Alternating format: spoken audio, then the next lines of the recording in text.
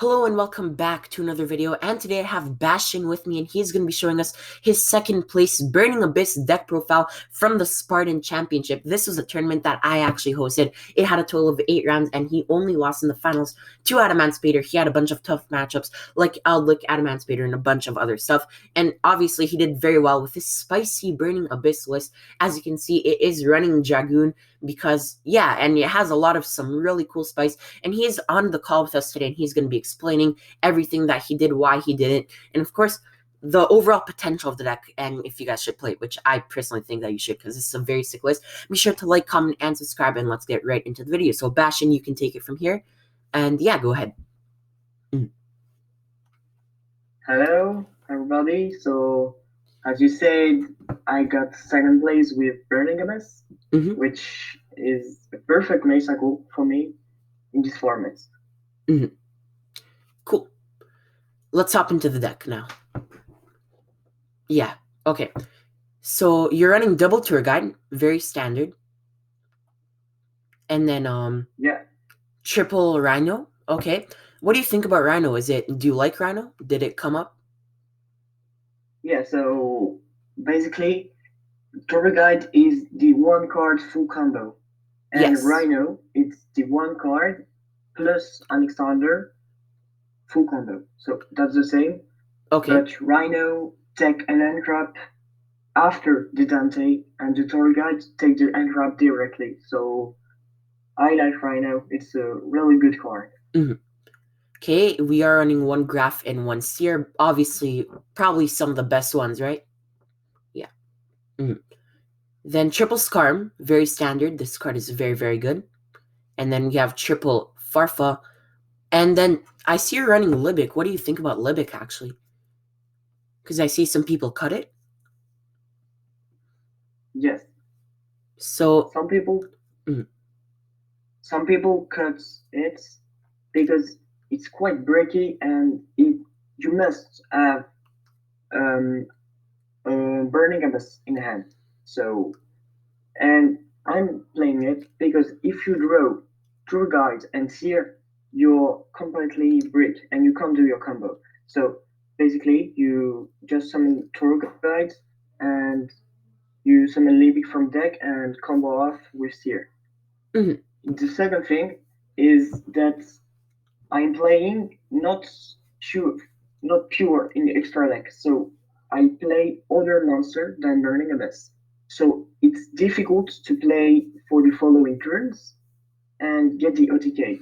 So basically what I do is for the summoning tour guides for the turn 3, I just normal summon tour guide, special summon from deck Libic, and as I have Seer in hand, it's a link free plus Dante in defense. It's free. Sounds good. That's some really good reasons. One Barbar. Barbar for game always feels amazing. And then we have some spice over here. A combo from way back, Absolute King, Backjack, along with the triple Fiend Griefing. Do you want to explain this too? Because I'm sure some of you guys will not be familiar with this. I will first explain Barbar. It's quite important because you have access code talker that you made with Unicorn. So he has 53. How many? 53. Yeah. That's it. Plus the Beatrice. So you miss 200, and the Barbar is doing the work 40 to 100 to go for game. So that's it. Cool. And so, then the Backjacks over here.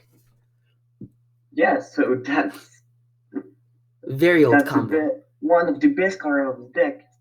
It's just +1 with Beatrice, and you can know the card that you will grow for the next turn. It's so amazing. Good. Yeah, and then you guys, if you didn't know, you can actually send it from deck to grave with the Fiend Griefing. And then it would trigger the Backjack during your opponent's turn and everything. And just a really cool interaction with Fiend Griefing. And then next up... Usually, I'm sending it with Beatrice. With Beatrice, yeah, that makes sense too. Definitely, like, you have a lot of ways to get rid of the Backjack. That's why it's such a good card in the deck. And, like, modern lists aren't playing it anymore. But they really... I don't understand why, because it's such a good card, right? Cool. Next Yeah, up, we it's have cool. the one foolish, very, very standard, especially in a deck that focuses a lot about the graveyard. And then we have triple forbidden droplet. How did this perform for you? Was it like good? Because I know this card is nuts, right? So yeah, this card can be very bricky when you go first and very gimmicky, but you need to play it because you can play through big boards with it, and it is really good with the Burning Abyss monster. It's totally free, so Mhm. it's amazing. Got it. And then we're hopping into actually the only hand traps in the whole deck, excluding the side deck. We have triple Imperm. This card is obviously nuts. Triple Fingriefing, as we said before, it dumps your feed monsters from deck to grave. And obviously, in a deck like Burning Abyss, that's absolutely broken. And then we have the spice of the deck. We have triple Ice Dragon Prison. Please take it away. Explain Ice Dragon's Prison, because this is really cool. Hello? You there? Yeah, Okay, yeah, so on Ice Dragon's Prison, do you want to explain it because it's a really cool tech? yeah, that's amazing. You know, I'm scared about few decks and plays in the actual format. I'm scared about Adamant Spare, and I'm scared about Infernal Knight and Eldritch. Mm-hmm. So here I have a perfect out for Eldritch because I can banish two Golden Lords in one card, so that's amazing. And I have a quite good card against Adamant Spare since he has one Rocking Grave. I can banish it, and it's a free removal, so that's cool. For Infernal, that's the same. Just banish the Isolde on summon, and that's free. But the most important is that it's an out to Dragoon, and that's important. Mm-hmm. Got it. Then we go on and we have triple Paleozoic Dynamiscus. This card is obviously amazing because it banishes for you and it doesn't destroy. If it destroyed, it would be a lot worse. And obviously, it does not discard for cost, which is very useful. So Dynamiscus is definitely a very, very good card in Burning Abyss. And then we have triple Trap Trick because obviously you're running so many traps like Imperm, you're running Griefing, you're running Prison, and Dynamiscus. That Trap Trick just completely synergizes with the deck because they are all normal trap cards. And of course, digging for your Ice Dragon's Prison in a Eldritch situation is very, very powerful. And then, of course, we have the card that literally made the format. We have double Red Eyes Fusion and Dark Magician along with the Red Eyes for the Dragoon package. What do you think about double Red Eyes Fusion? Because that's usually people run one instead of two.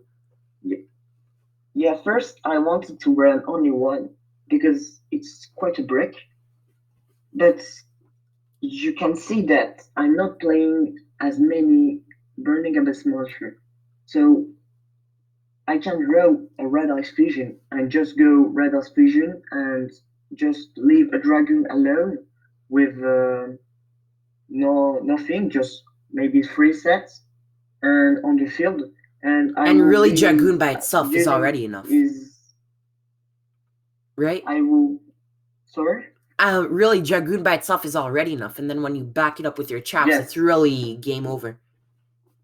yes, it's very oppressive.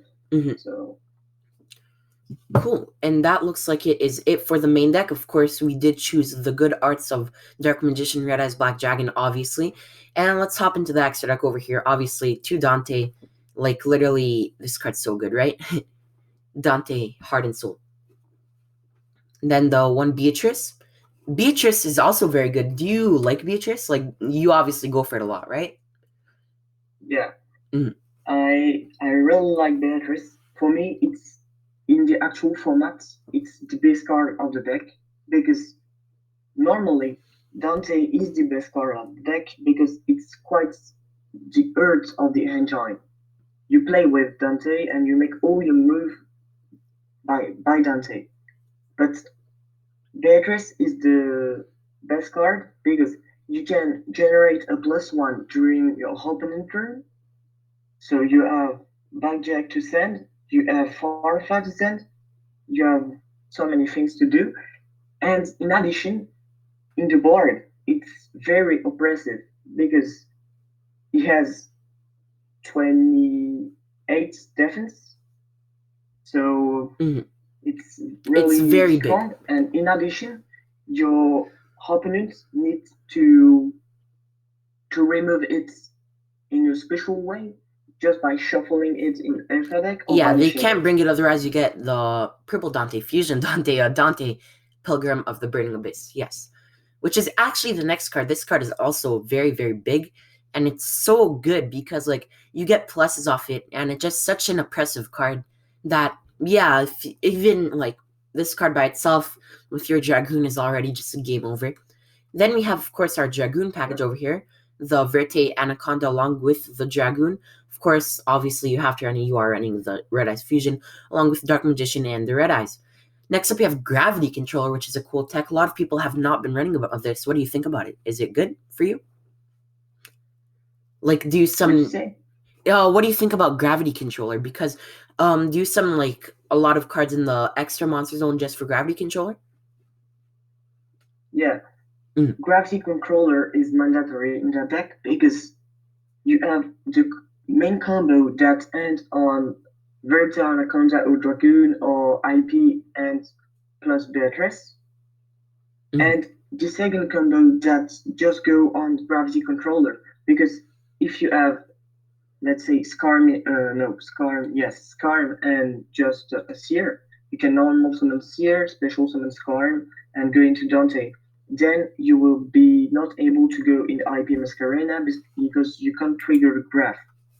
So you need to place Dante in extra monster zone and then link it off with and then use Skarm and Dante effects to make Gravity Controller and Beatrice.